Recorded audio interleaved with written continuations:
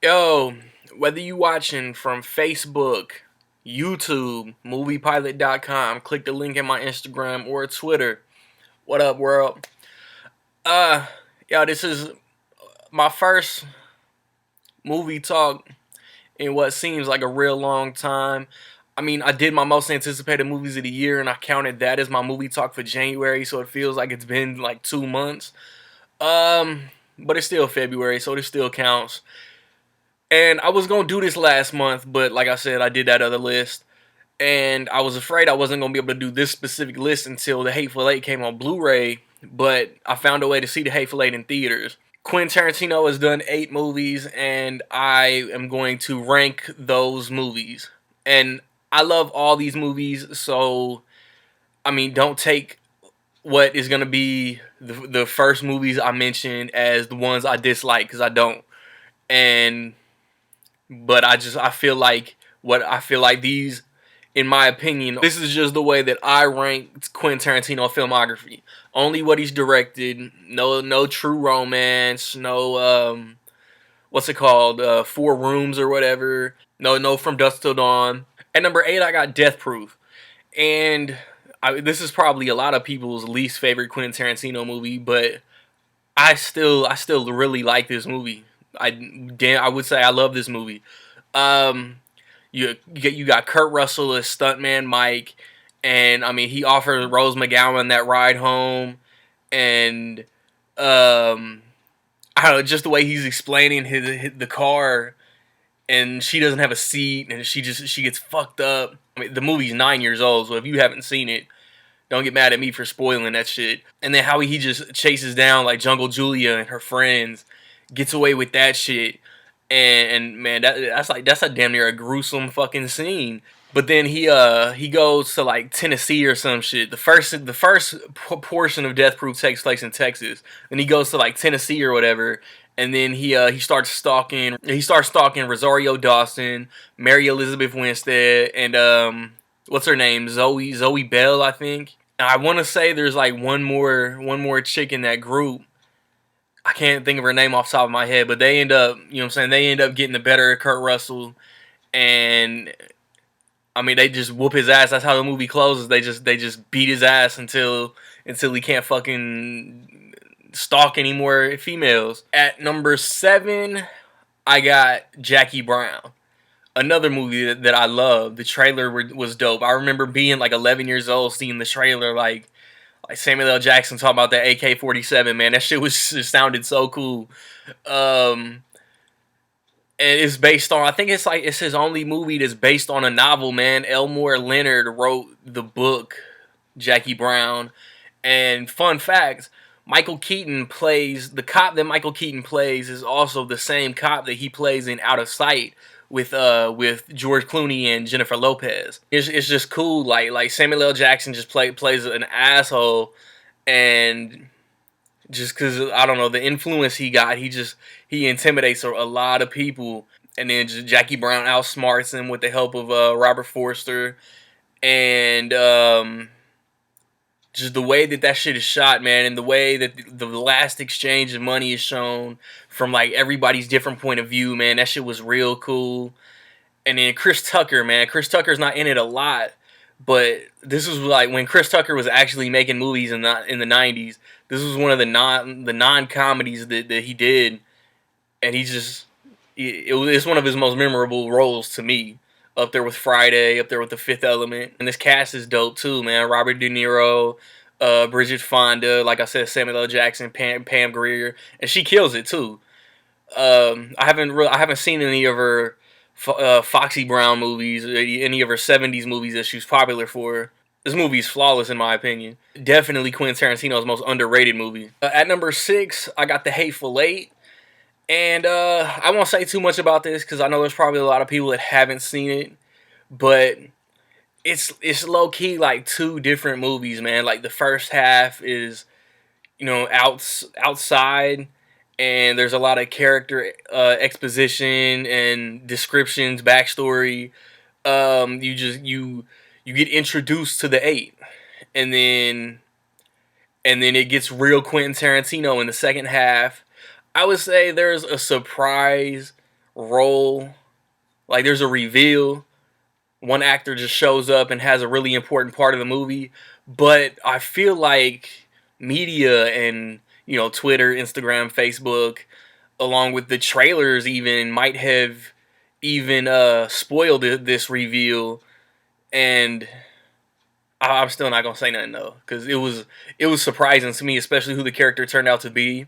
I think it's the first movie where Samuel L. Jackson was the lead, was the top billed actor, and I don't know, man. Kurt Russell's mustache in this movie is fucking miraculous. It's real funny. There's interaction between Kurt Russell and Jennifer Jason Leigh and Samuel L. Jackson toward the beginning. There's just one part that's hysterical. It's long. It's a Quentin Tarantino movie, so obviously it's gonna be long. I really enjoyed it, man. I'll leave it at that. I really enjoyed The Hateful Eight. At number 5, Cinco to some of my neighbors. I got Reservoir Dogs, man. The one that started it all.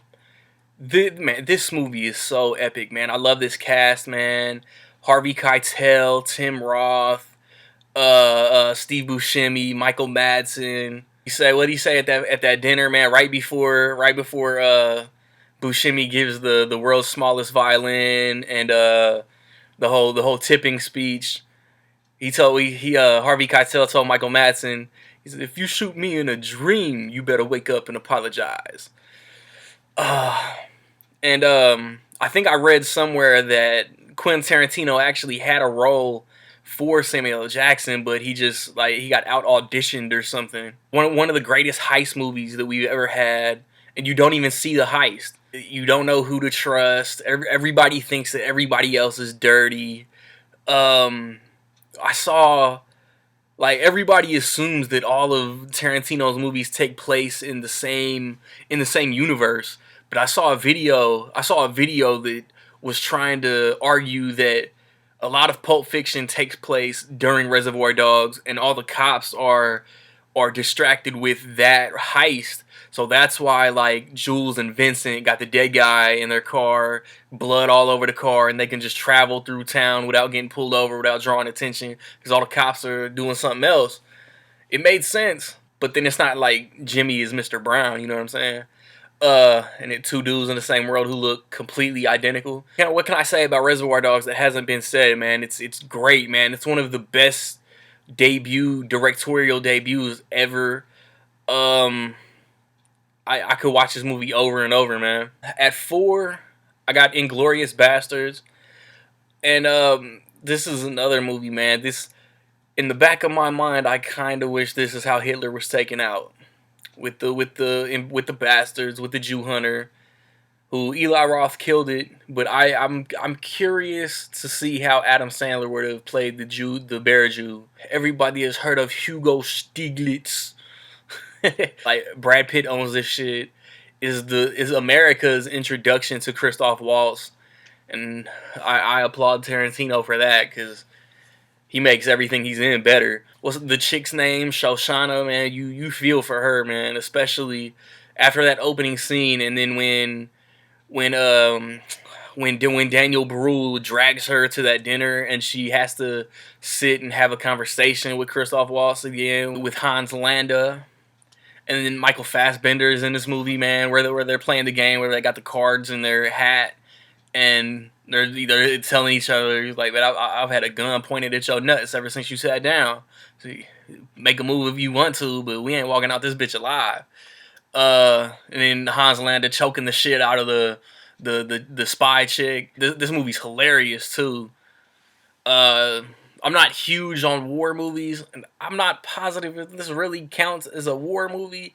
Tarantino's spin on everything he does kind of puts all his movies within multiple genres, you know what I'm saying? But man, yeah, this movie's fucking great. At number 3, I got Django Unchained. Django! Will Smith was up for the role of Django. I can't see him doing it now. After seeing the final product, I can only see Jamie Foxx in that part.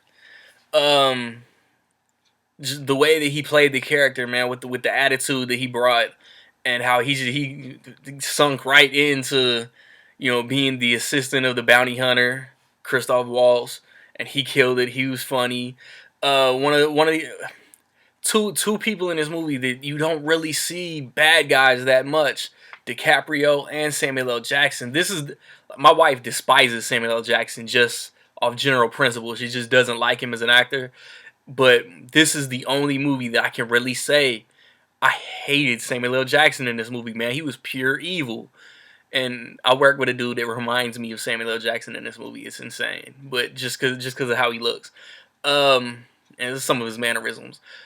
But like in Kingsman, I thought he was a good villain. I didn't dislike his character. And then man, DiCaprio, man, like he's gotta win this Oscar, man. You'll see this video probably after the Oscars. But check my resume, man. It's gonna get posted before the Oscars. He's gotta win for The Revenant. Cause he should have won for Django. He should have won for The Wolf of Wall Street. He should have won for a lot of other things he was nominated for. But that's in the past. Because he killed it, man. Like, how many other actors, if they would have busted their hand and wiped their own blood on Kerry Washington's face, nobody else would have even made it to that part. And he pressed through and he finished the scene. And that's one of the most powerful scenes in the movie. Like, the trailer, man, like, I'm not a big Rick Ross fan, but that song, whatever song they used for the Django trailer, it worked. Along with like the shots that they use, man, like the blood hitting the cotton. That's burned in my memory. When Django and Mr. Schultz, when they ride into that first town and their sheriff is like wanted, he's got a bounty for him, and then I mean they're in the bar, and then just that whole interaction was just dope to me, man. I mean, like I said, I love Tarantino filmography so much that I can go on talking about all his movies for like an hour apiece. At number 2, I got Pulp Fiction. And man, this might be it's arguable. This might be his most popular movie. It's so quotable, and the way it's made, and just so many memorable characters, man. From Uma Thurman to John Travolta to Samuel L. Jackson to Tim Roth, Ving Rhames, Eric Stoltz, man. So many people, man. I love the interaction. I love the divine intervention.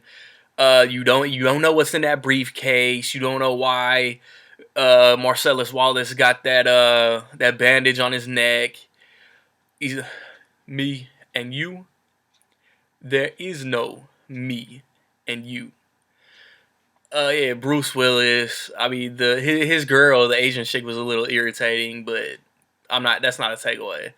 The dance scene, just I don't know, man. Just how the TV show that Mia Wallace was describing was the Deadly Assassin Viper Gang from Kill Bill, and I mean, just so many details and Easter eggs to other Tarantino movies throughout all his movies. Just the Royale with cheese. Royale with cheese. Does he look like a bitch?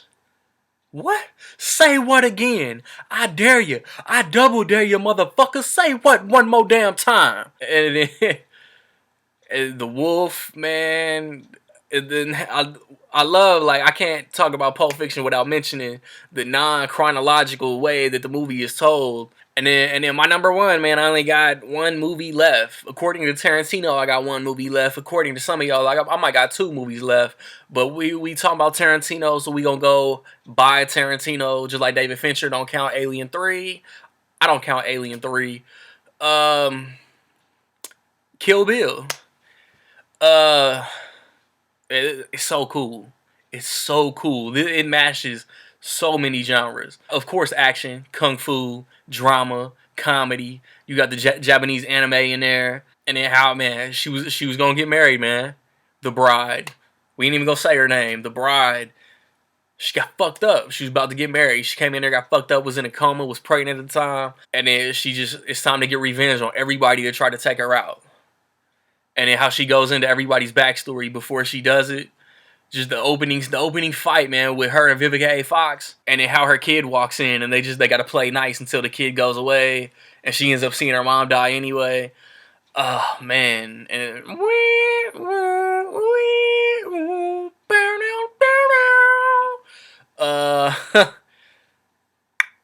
I mean, if you're watching them separate, I guess I would say I prefer Volume 1 slightly more.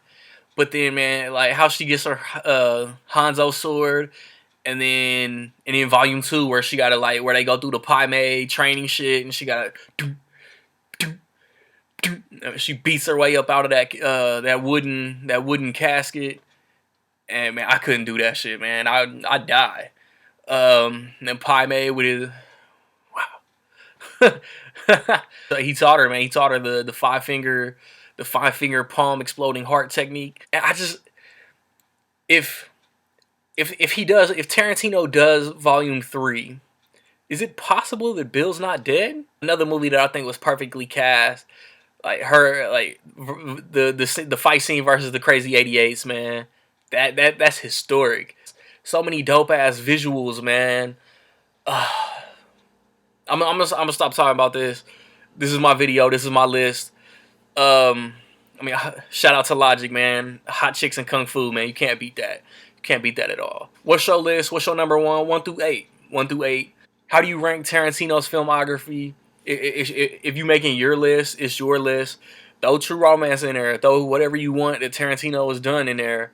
I hope he doesn't retire like the rumors been circulating, because he doesn't make bad movies, man. He's always gonna give you good movies with interesting characters and good music. Um, I just hope my theater doesn't bullshit on this next movie and make me travel 3 hours to go see it. I haven't decided on my March movie talk. If you got suggestions, comment below.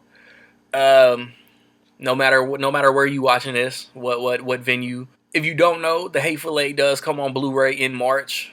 I just watched a Screen Junkies video where they did their top 9 R-rated comic book movies, and that's kind of got me thinking about mine because I didn't completely agree with their list. So I might do that for my movie talk next month. Next weekend, I want to see Zootopia, and I want to see London Is Fallen. The week after that, I want to see 10 Cloverfield Lane, and I want to see The Brothers Grimsby. It all depends on my theater, though. Be on the lookout for shout-out opportunities. You find me on Facebook, man. Help your boy get up to 200 likes. It would be appreciated. I post a lot of dope shit. Links to news that I think y'all would be interested in. New posters. New collection editions. Find me where y'all find me, man. Like, subscribe, comment, share. Peace.